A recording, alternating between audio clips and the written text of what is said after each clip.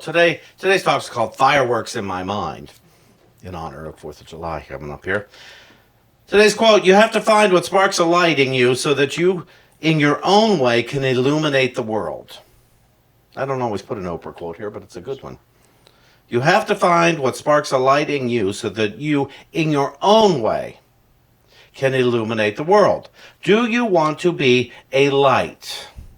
Do you want to know yourself as a light?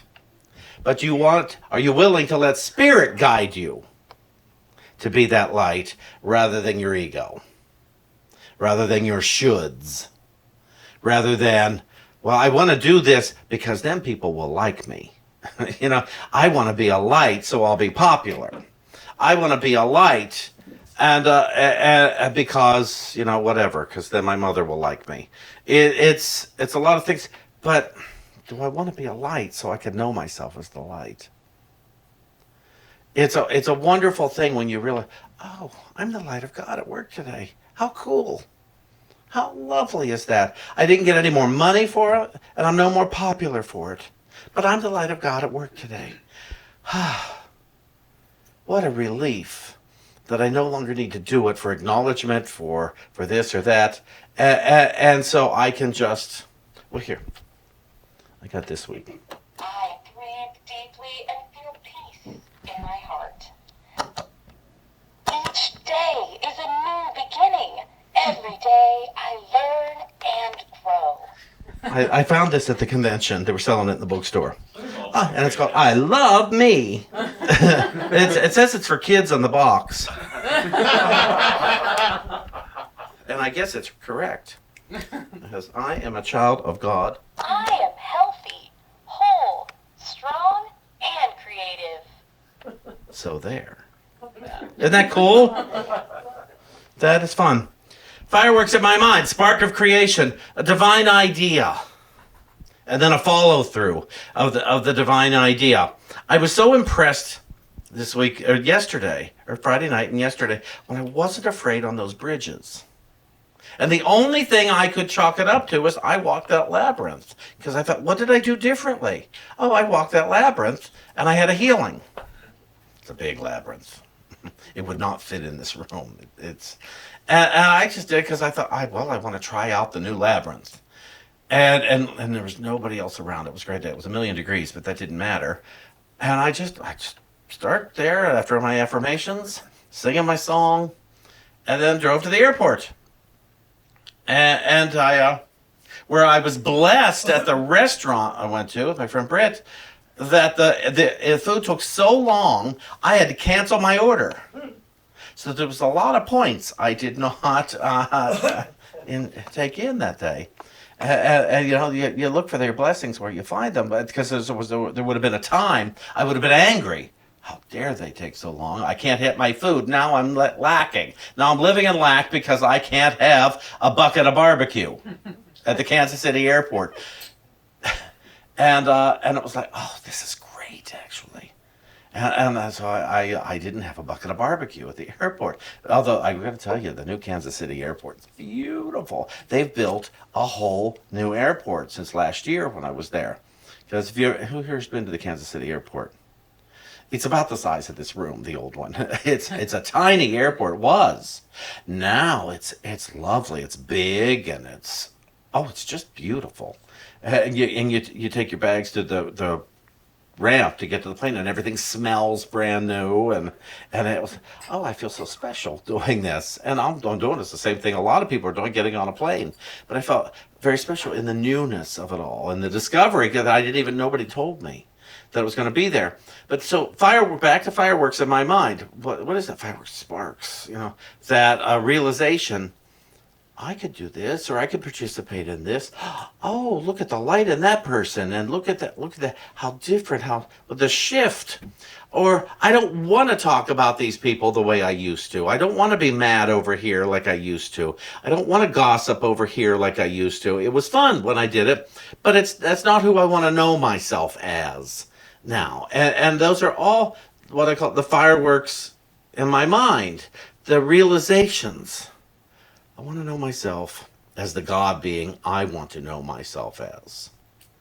And that is creating a new practice of living.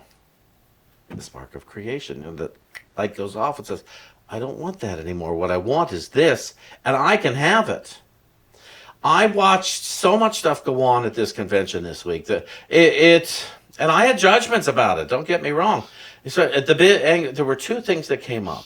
One was the word Christian, and a lot of people, we can't use the word Christian anymore in Unity because it's a turnoff to too many people.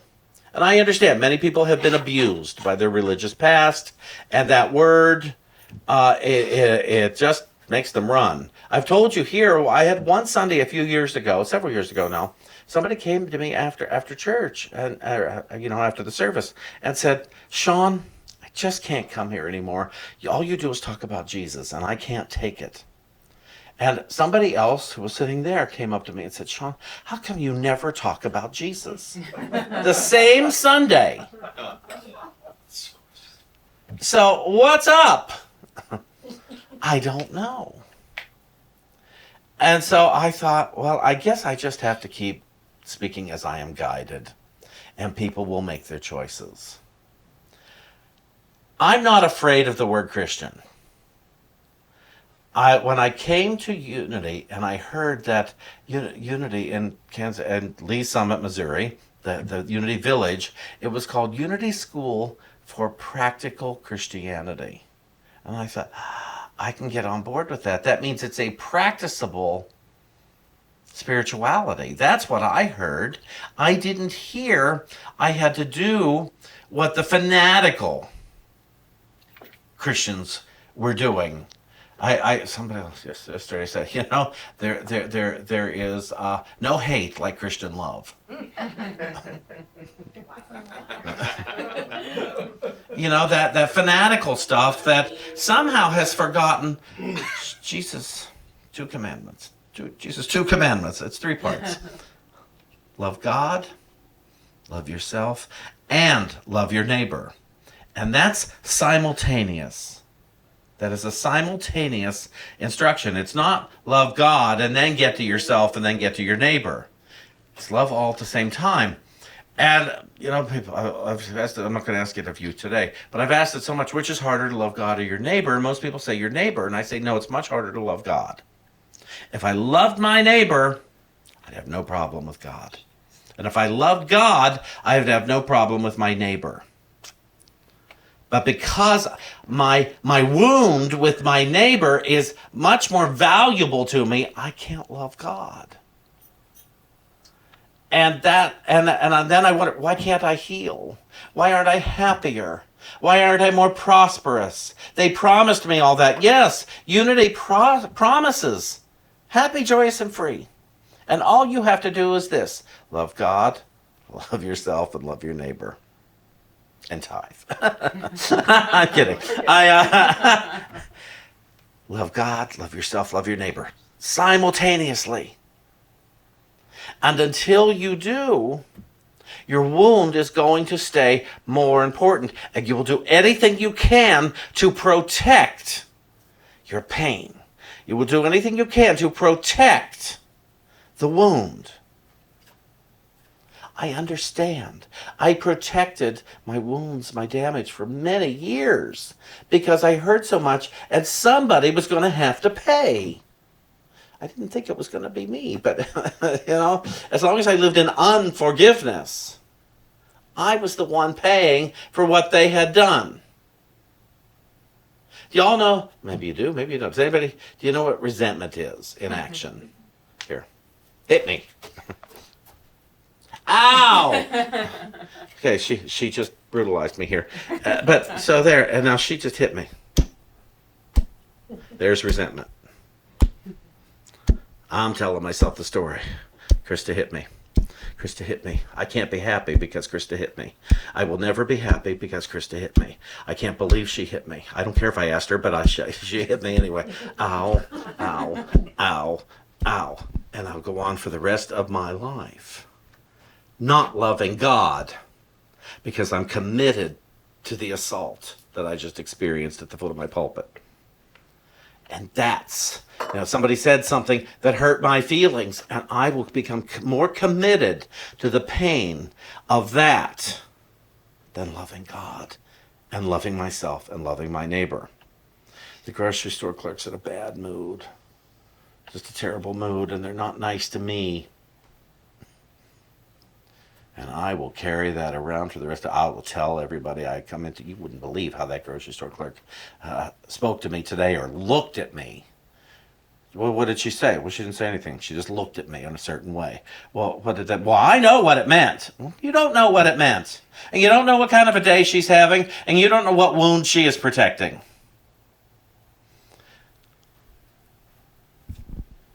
I am honest and stand up for what is right. You have to find what sparks a light in you so that you in your own way can illuminate the world. Illuminate. Offer an opportunity for the clerk at the grocery store to be illuminated just by being the light. Now, he or she may not be in the mood to be illuminated. I've had those days, haven't you?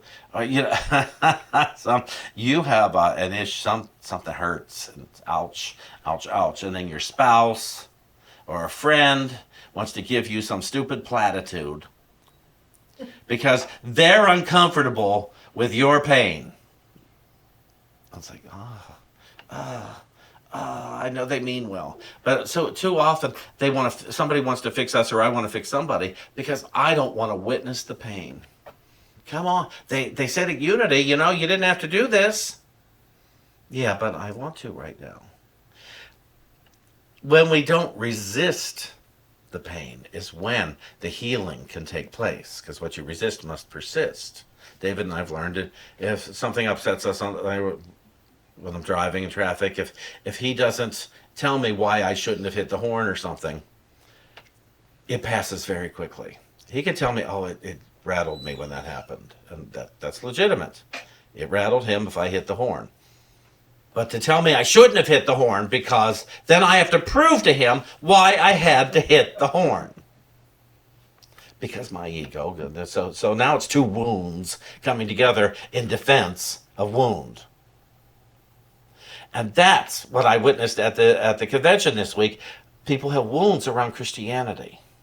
And so, we can't use this word because it hurts me to hear it. Rather than transforming a thought around the word. So when I came into, by the time I came to Unity, I couldn't wait to find out how a lot of Christian terms could be used. I wanted to look and see what do we have in common with other churches rather than how they are wrong, because they're not Unity. I looked for in my seminary. Teresa went to the same seminary, or similar. It was interfaith. Yours was run by the same person that ran mine, just different. Anyway, the motto was always in addition to, never instead of. So that I didn't have to, there was no recovering anything. It's one of my least favorite terms. When I'm not recovering this or that. And it's like, no, you're not. No, you're really not recovering from it. You're still holding on to the wound. Bless that previous church. Bless those people that taught you or mistaught you, so that you can use it now for light, for illumination. You can use it now to serve rather than to have reservations. Well, God, it's all good. No, I don't believe anybody who says that. They don't mean it for a second. Don't worry, it's all good. If it were all so good, why are you saying that with a mood? Why are you in a big mood when I do this? And it's like, you don't believe it's all good. It might be all good, but you don't believe it for a second. Because we're more committed to whether I like it or whether I don't like it. And there are many things I don't like. Anybody? Anything you don't like in the world? Or are you all copacetic with everything? If you are, let me come step on your toe, and then you tell me if you're copacetic with everything. I had a teacher once at Unity Village on my first trip there for classes, and she was saying, when somebody comes up to one of those spiritual people, comes up to you and says, well, what did you do to create that? Yeah, isn't that magic? And my teacher said, well, I do this. Now, what did you do to create that? And it's one of my favorite. I hear it in a lot of rooms I go to. Is, well, I'm not religious. I'm just spiritual. And I think, well, are you? Are you? I haven't seen that side of you. And my minister, my previous minister, said to me, don't call yourself spiritual. Let others do that. If they happen to notice that you are spiritual, that you are spiritual, let them notice it. Don't call yourself that. I was told, don't even call myself reverend. Let other people, if they want to bestow that title on me, let them. Professionally, I do reverend, but otherwise I don't bother. And it embarrasses me often. I get 12-step rooms and somebody says Reverend Shawn. It's like, oh, no. And so to look at that and say, well, what am I creating in my mind and what am I maintaining in my mind in order to...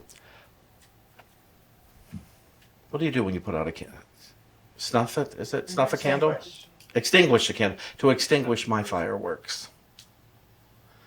What am I doing anything? Am I allowing what I perceive as your mood or your comments or anything to extinguish my joy, to suppress the fireworks that are alive in me, my passion for knowing myself as a God being?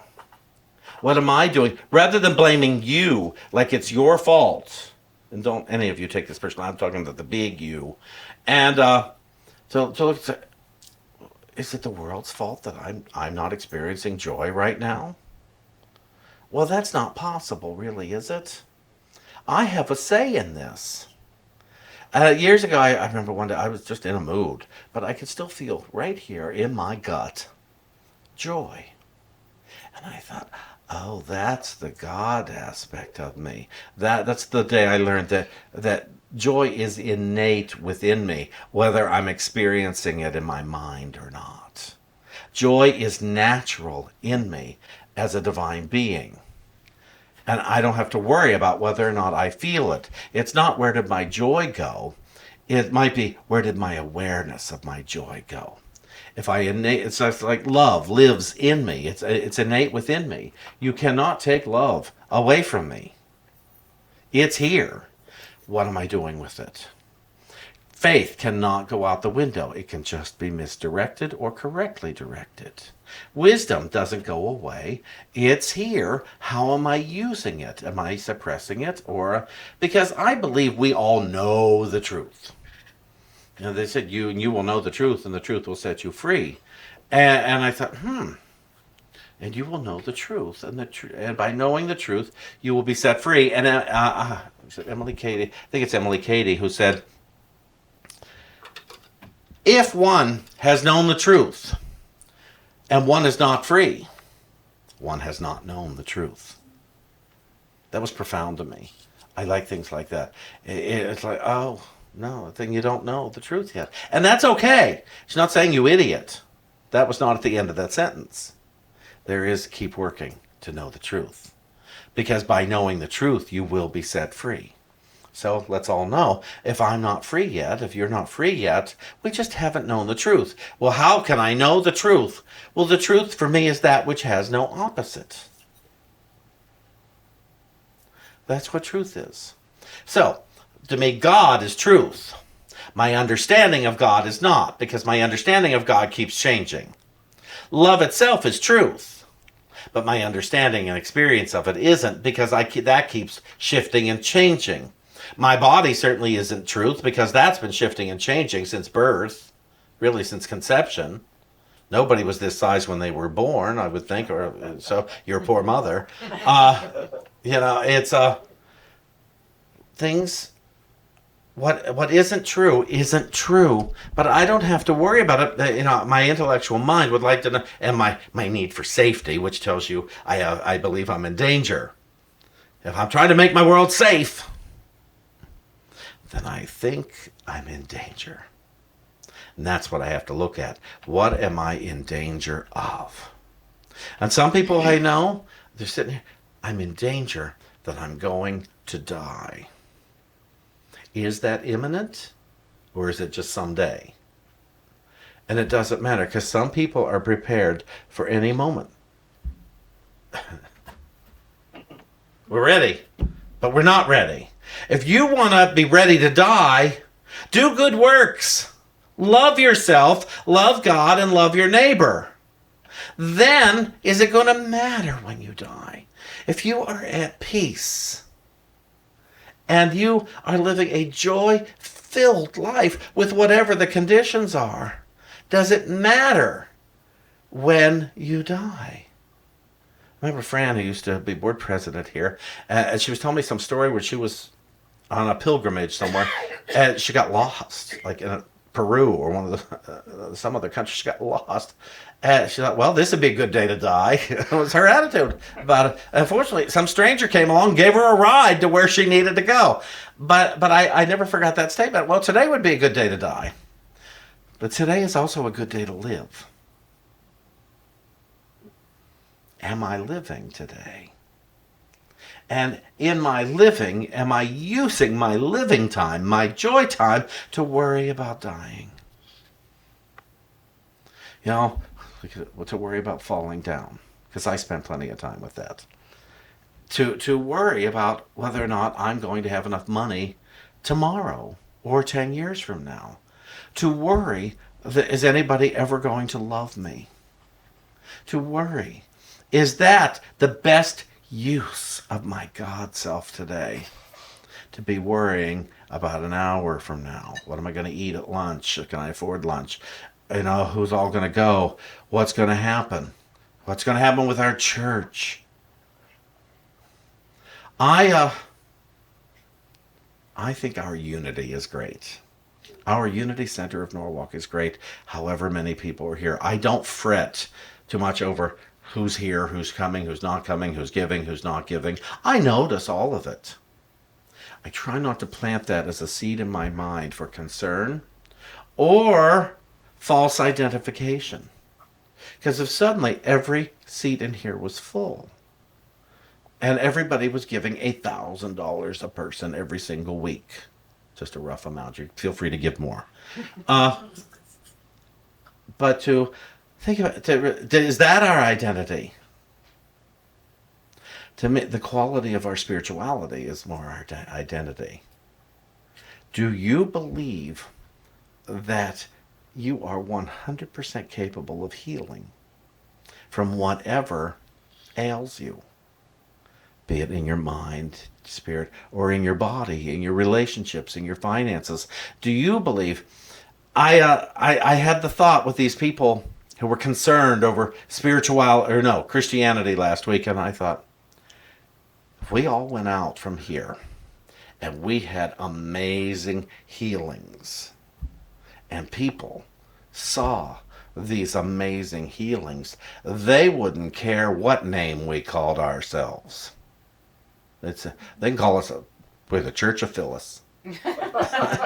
And we can, they have healings over there. I need to find out what that's about because I need a healing. Would you be the example of what healing is? You want to grow your church? Have a great big healing. You want to grow your spiritual home so that the community is even tighter and larger and more joy-filled? Have a healing. Overcome what ails you, be it in your mind, be it in your body, be it in your relationships, be it in your money, be it in your home, whatever it is. A new and creative thought will do this. This comes from, of course, the Holy Spirit's interpretation of the New Testament, and it's from Revelation. Don't read that every day. And I did it again.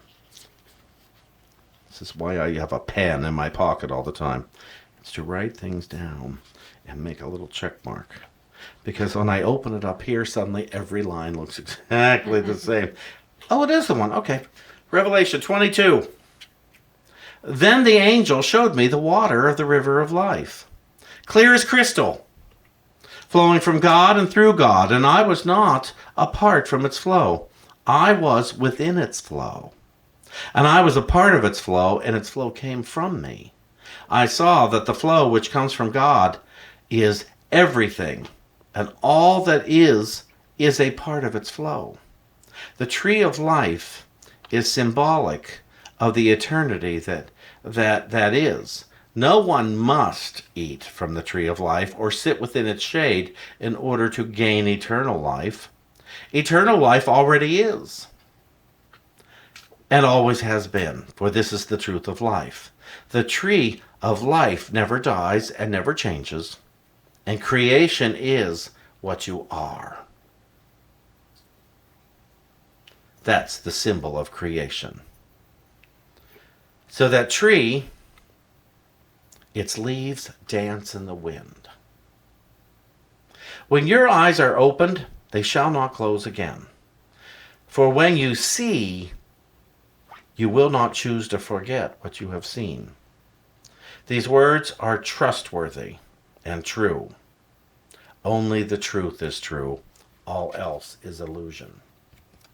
And so as we go from here, let us feel confident that only the truth is true. So I don't have to worry. Anything that's not truth is never going to be true. I don't have to know which is which, always in my conscious mind. But I can know that if it's not truth, it is not true. And it can't get me. But it can distract me. So everybody, light the sparks of fireworks in your mind. When you hear that thing go off in your mind, that boom that says, oh, I am good. I'm not going to tell myself today that I'm not. Oh, my neighbor is good. I'm not going to tell myself today that he or she is not. Oh, the grocery store person is good. I'm not going to tell myself that they are not. Everyone on the highway is good. And I'm not going to tell myself that they are not. What? What? They're not good? Of course they are. Everyone on the highway makes me crazy. And that's because you're choosing what to think about it. That's you. You on the highway make you crazy. I know, because I've been on the highway making me crazy. And I've helped contribute to him. But everyone, a motorcycle race by at 200 miles an hour. Loud. But they are not bad. They are beloved children of God. And when I know that, I don't have to tell myself to be afraid. When I know God, myself, and my neighbor is good, I don't have to tell myself any other story. So we come here to get back in the practice every week, to get into the practice again and again and again, so we can set off the fireworks in our mind that we are so made in love. And that, we'll say, is good. Thank you. My heart shares